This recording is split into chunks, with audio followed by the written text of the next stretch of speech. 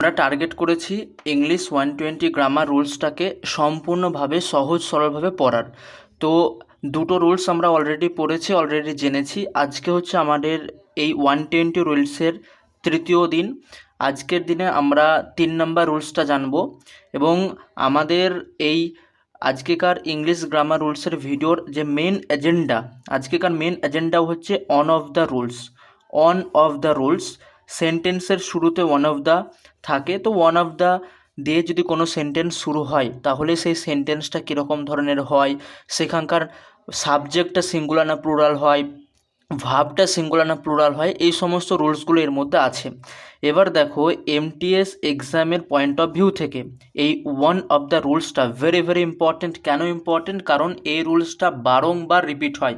2021 সালের পরীক্ষাতে 7টা শিফট এসেছিলো, 2022 সালের পরীক্ষাতে 12খানা শিফট এসেছিলো, 2023 সালের শিফটে 9টা শিফটে এসেছিলো, 2024 সালে 14টা শিফটে এসেছিলো।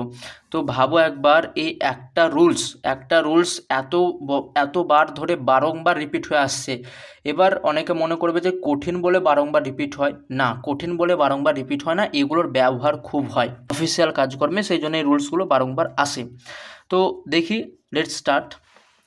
দেখো অন অফ দ্য, এই সর্বপ্রথম আমাদেরকে জানতে হবে অন অফ দ্য এর মানে কি। অন অফ দ্য এর মানে হচ্ছে এর মধ্যে একটি। অন অফ দ্যার মানে হলো এর মধ্যে একটি।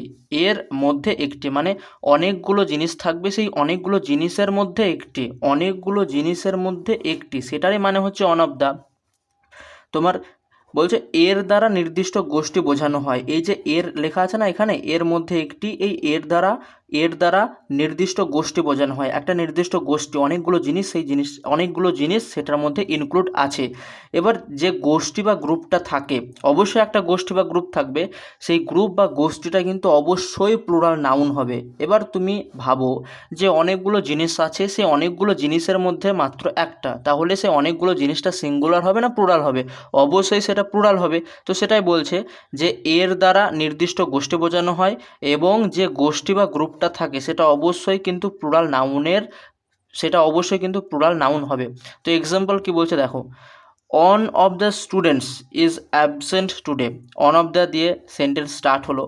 তারপরে আমরা যেমনটা পড়লাম যে যে গোষ্ঠী বা গ্রুপটা থাকবে সেটা প্লুরাল নাউন হবে। এখানে students, on of the students মানে ওয়ান মানে হচ্ছে একজন অনেকগুলো স্টুডেন্টদের মধ্যে মাত্র একজন, এটার মানে সেটাই, অনেকগুলো স্টুডেন্টদের মধ্যে একজন ইজ অ্যাবসেন্ট টুডে আজকে আসেনি, মানে অনেকগুলো স্টুডেন্টদের মধ্যে মাত্র একজন আজকে স্কুলে আসেনি, এটাই বোঝাতে চেয়েছে। তো এর দ্বারা কি বোঝালো যে অন অফ দ্য দিয়ে একটা বাক্য শুরু হলো এবং এই অন অফ দ্যার মানে হচ্ছে এর মধ্যে একটি, অর্থাৎ অনেকগুলো স্টুডেন্টদের মধ্যে একটি, এটা বোঝানো হলো। এবার দেখো আমরা অন অফ দ্য অনেকগুলো গোষ্ঠীর মধ্যে একটা জিনিস বোঝাচ্ছি, এটা আমরা বুঝতে পারলাম। কিন্তু এই যে ভার্ব, এই ভার্বটা আমরা সিঙ্গুলার লিখবো না প্লুরাল লিখবো সেটা বুঝবো কিভাবে?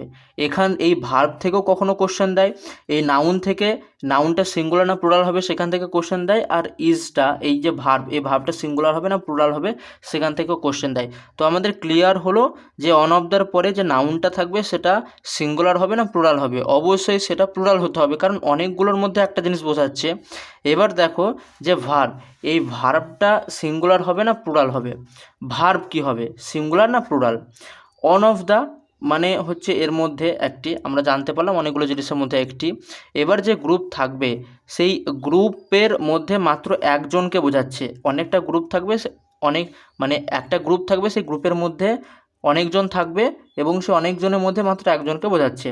এবার ওয়ানটা কি? ওয়ানটা অবভিয়াসলি সিঙ্গুলার, এখানে বলছে না অন অফ দ্য, এখানে আমরা দেখতে পেলাম অন অফ দ্য। তো ওয়ান জিনিসটা সিঙ্গুলার না প্লুরাল? অবশ্যই সিঙ্গুলার। তো ওয়ান যদি সিঙ্গুলার হয়, একটা সেন্টেন্সের সাবজেক্ট যদি সিঙ্গুলার হয়, তাহলে ভার্বটা কী হবে? ভার্বটাও অবশ্যই সিঙ্গুলার হবে, তাই না? তো ওয়ান সিঙ্গুলার, সেই কারণে যে ভার্বটা বসবে সেই ভার্বটা হয়ে যাবে সিঙ্গুলার। তো সেই কারণে এখানটায় আমরা ভার্বটা দেখতে পেয়েছিলাম ইজ। আরও একবার ক্লিয়ার করে নিই সেন্টেন্সের মাধ্যমে, ওয়ান অফ দ্য স্টুডেন্টস, আমরা দেখতে পেলাম স্টুডেন্টস মানে অনেকজন স্টুডেন্টদের মধ্যে মাত্র একজন, তো ওয়ান অফ দ্য স্টুডেন্টস। তো একজন যদি বোঝায় তাহলে এটা সিঙ্গুলার হবে না প্লুরাল হবে? অবশ্যই সেটা সিঙ্গুলার হবে। তো সেই কারণে ওয়ানের পরিবর্তে এখানে বসলো, ওয়ানের জন্য এখানে ইজ বসলো, ওয়ানের জন্য এখানটায় সিঙ্গুলার বসলো। তো one of the student is absent today. তো এটা হচ্ছে আমাদের rules, one of the rules. আর একটা এক্সাম্পল হচ্ছে, one of the best movies I have ever seen is Inception. Inception মানে হচ্ছে আমি যতগুলো ভালো ভালো মুভি দেখেছি তাদের মধ্যে আমার যেটা ভালো লেগেছে সেটা হচ্ছে ওই শুরুটাই আমি দেখি ভালো ভালো মুভির, আর বাকিগুলো দেখি না। ইনসেপশন মানে হচ্ছে একেবারে শুরু। তো যাই হোক, one of the best movies, এখানে মুভিজটা নাউন, এখানে মুভিজটা নাউন, তো এটা সিঙ্গুলার না প্লুরাল? এটা অবশ্যই প্লুরালে আছে, অবশ্যই এটা প্লুরালে আছে। তো one of the best movies মানে অনেকগুলো মুভির মধ্যে মাত্র একজন, তো মাত্র একজন যদি বোঝায় তাহলে যে ভাবটা থাকবে সেই ভাবটাও তো অবশ্যই সিঙ্গুলার হয়ে যাবে। তো সেই কারণে ভাবটা এখানটায় সিঙ্গুলার হয়ে গেল। এবার কি কনসেপ্ট কি আমাদের, আমরা আজকে যে ওয়ান অফ দ্য রুলসটা পড়লাম সেই ওয়ান অফ দ্য রুলসের মেইন থিম জিনিসটা কি। তো দেখো, কোনো সেন্টেন্সে যখন অন অফ দ্য থাকবে তখন তারপরে যে নাউনটা বসবে সেটা হয়ে যাবে প্লুরাল নাউন, এবং নাউন যদি এবং সাবজেক্টটা যদি তোমার সিঙ্গুলার হয় মানে অনেকগুলোর মধ্যে একজনকে বোঝাচ্ছে, তাহলে যে ভাবটা হবে সেটাও কিন্তু সিঙ্গুলার ভাব হয়ে যাবে। Is it clear? আরও একবার বলছি, অনেকগুলো নাউনের মধ্যে অনেকগুলো জিনিসের মধ্যে মাত্র একটা জিনিস বোঝাচ্ছে, মাত্র একজনকে বোঝাচ্ছে, একজনকে, তো একজনকে বোঝাচ্ছে সেই কারণে ভাবটা হয়ে যাবে সিঙ্গুলার। এবার বাকি যে জিনিসটা থাকে বা সেন্টেন্সের মধ্যে সেগুলো হয়ে যাবে। এক্সাম্পল দেখে নাও, one of the states, one of the বসলো, ইয়েস ওয়ান অফ দ্য বসলো, এখানটায় ওয়ান অফ দ্য বসলো।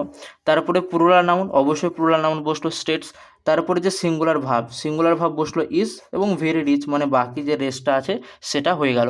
তো আমাদের ক্রিম যে জিনিসটা আমরা বুঝতে পারলাম যে অন অফ দ্য যদি কোনো সেন্টেন্সে থাকে তাহলে তারপরে যে নাউনটা থাকবে সেটা অবশ্যই হয়ে যাবে প্লুরাল নাউন, এবং ওয়ান অফ দ্য যে সেন্টেন্সের মধ্যে থাকবে সেখানকার মেন ভার্বটা কিন্তু হয়ে যাবে সিঙ্গুলার ভার্ব।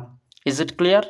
এবার দেখো PYQ কোয়েশ্চেন যেটা সালে এসেছিলো, এই কোয়েশ্চেনটা আমি করে দেবো না, এটা তোমরা আমাকে কমেন্ট সেকশন অবশ্যই জানাবে। তোমরা ভিডিও তো দেখছো কিন্তু কমেন্টে এই হোমওয়ার্কগুলোর যে অ্যান্সার সেগুলো অনেকে কমজন দিচ্ছ, এরকম করলে কিন্তু হয় না।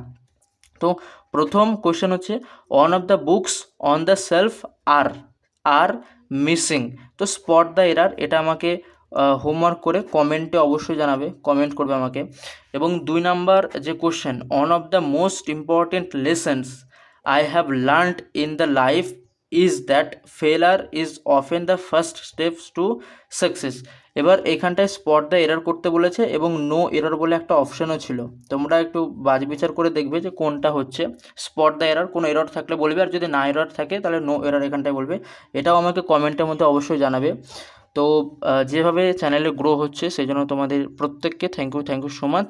এভাবে চ্যানেলের পরিবারের সংখ্যা ক্রমশ বাড়াও, এবং নেক্সট ভিডিওতে আরও অন্য একটা রুলস নিয়ে আলোচনা হবে। এবং অনেকে দেখছি খুব সুন্দরভাবে কমেন্ট করছো, নেক্সট ভিডিওতে অন্য আর একটা রুলস নিয়ে আমরা আলোচনা করব। এবং stick to your preparation, stick to your confidence, stick to your syllabus.